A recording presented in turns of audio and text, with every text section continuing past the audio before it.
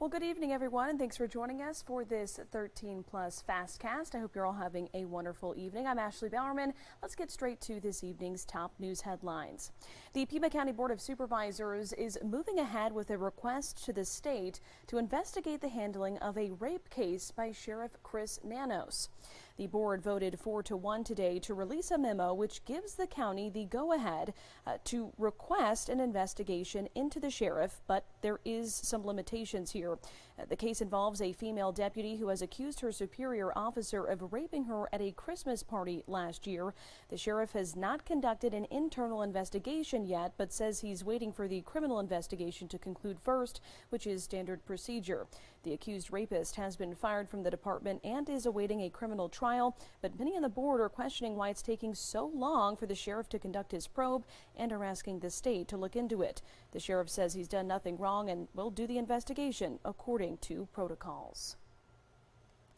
A convicted sex offender is now accused of having hundreds of pictures of child porn in his home. Tucson police arrested Brian Perdue after getting a tip about uploads to the internet. After serving a warrant, detectives say they found a phone with more than 600 pictures of child sexual abuse on that phone. Perdue faces multiple charges of sexual exploitation of a minor. He had recently been released early from prison after being convicted of sex crimes involving children. Well, the effort to protect hundreds of sober living participants abandoned by their program has the attention of the Tucson mayor and now the city council. An investigation by local, state, and federal authorities is now underway. The words fraudulent and misinformation came up repeatedly today as the mayor and council discussed the harm done as those living at the Ocotillo Apartments and Hotel were abandoned by their sober living program. The effort to find shelter and services for hundreds of people participating in the program with the name either Happy Times or New Directions began in mid-September. That's when Ocotillo management said they were going to evict the participants as a result of non-payment from the program. Tucson police and community service providers, including Thana Otham and Pascoyaki, began outreach and also worked with management to get more time to help those who had to leave. Ultimately, vandalism to the fire alarm and fire suppression systems caused code enforcement to condemn the property last week, and everyone had to vacate it because it was simply unsafe. And the effort continues to find those responsible. I believe that the city of Tucson acted very responsibly in terms of what we saw at Ocotillo Apartments. It was basically a fraudulent living home. There were a lot of victims involved in the situation. It was a complex situation. The office. And we will, of course, continue to follow that story as we have been over the last several weeks. Meanwhile, chaos on Capitol Hill as House Speaker Kevin McCarthy is ousted from his post. The motion to vacate the speakership passed this afternoon in a narrow vote. Now we're seeing something that's never happened before in American history. A speaker removed from his post and paralyzed Congress with one of three branches of government without a leader. Gloria Pazmino has the latest. The office of Speaker of the House of the United States House of Representatives is hereby declared vacant. A revolt on Capitol Hill. House Speaker Kevin McCarthy put his political life on the line Tuesday, calling a vote on a motion to oust him from his post. That motion passed by a vote of 216 to 210. The effort was led by Congressman Matt Gaetz of Florida and comes just days after McCarthy relied on Democrats to pass a stopgap spending bill to avert a government shutdown.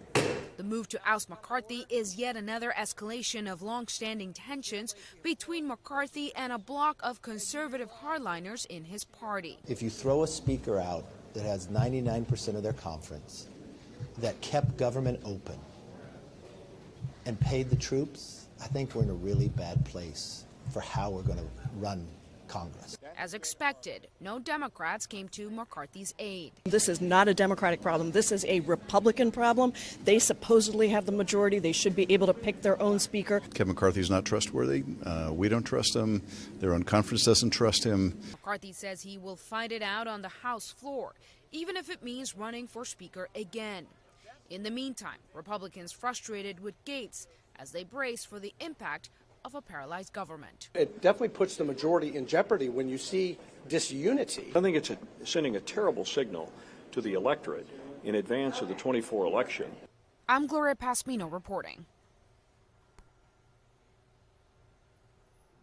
And McCarthy has since said he won't run for Speaker again. GOP Representative Patrick McHenry of North Carolina will serve as the temporary Speaker for now. Hunter Biden has pleaded not guilty to federal charges stemming from his purchase of a gun in 2018. The president's son appeared in court for a brief hearing today, weeks after a plea deal collapsed.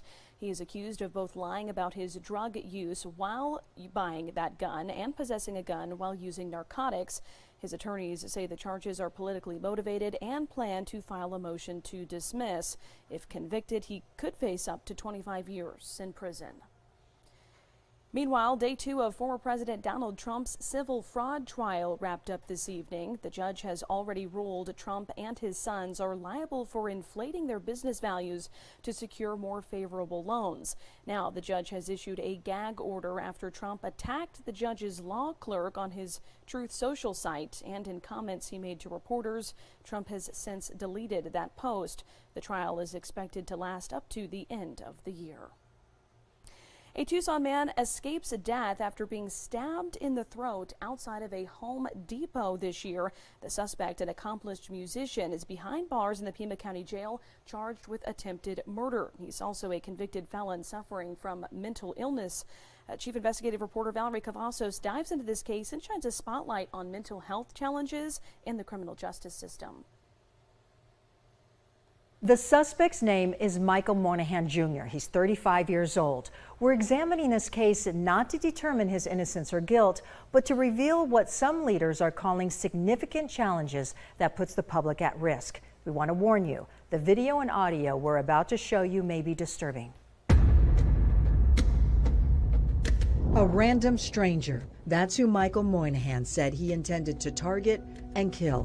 911 calls from witnesses describe what unfolded at the scene. I just saw some guy cut another guy in the neck. You see Moynihan here wearing a white t-shirt walking along the side of a Home Depot. It's caught on a security camera.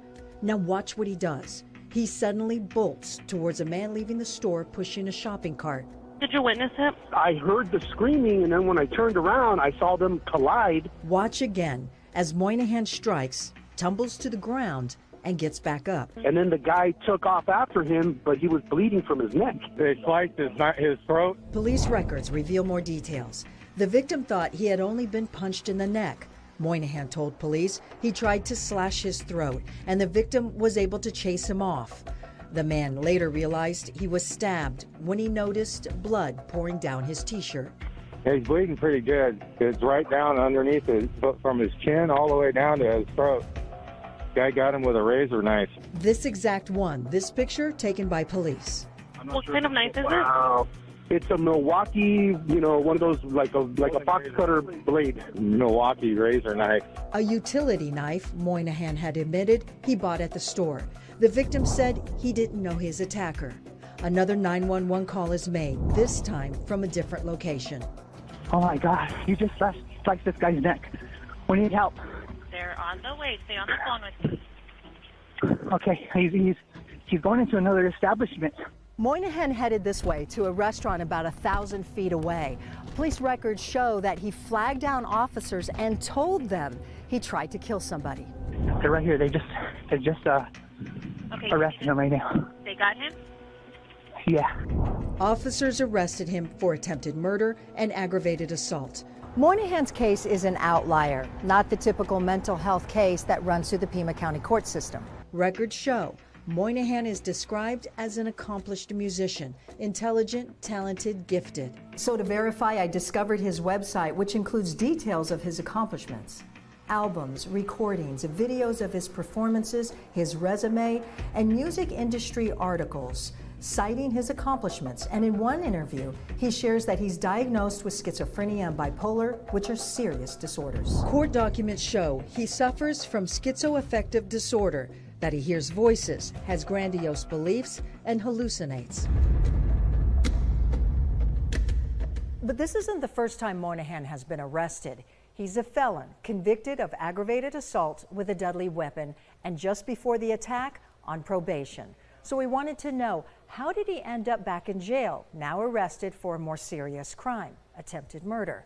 We have answers tomorrow at 6. Valerie Cavazos, 13 News investigates. Now to a story happening in Cochise County. A GoFundMe page has been now set up for Cochise County Deputy Christopher Oletsky. Oletsky was injured while trying to stop a suspected human smuggler northwest of Bisbee last Thursday. The 43-year-old underwent surgery last Friday, just hours after falling at least 15 feet while trying to set up spike strips on a bridge near the 80-90 junction. The GoFundMe page is meant to help that family with medical expenses, and you can find a link on our website. Now to another story on our website. This deputy in Oklahoma saved a pregnant woman and her 11-month-old twins from a burning vehicle yesterday morning. Deputy Ivan Patino of the Tulsa County Sheriff's Office was traveling on Highway 75 when he noticed a truck stopped on the side of the roadway. As he approached the vehicle, he noticed some smoke coming from the hood. The truck's engine then caught fire, and Patino pulled the mother and her twins from that truck just in time. So pretty miraculous story there. And thankfully that mom and those two children and the pregnant mother were okay there. Alrighty, we end tonight with a live look outside. It is a gorgeous evening out there. Very cool. Finally starting to feel like fall. Thank you as always for joining us. We'll see you again tonight on the News at 10.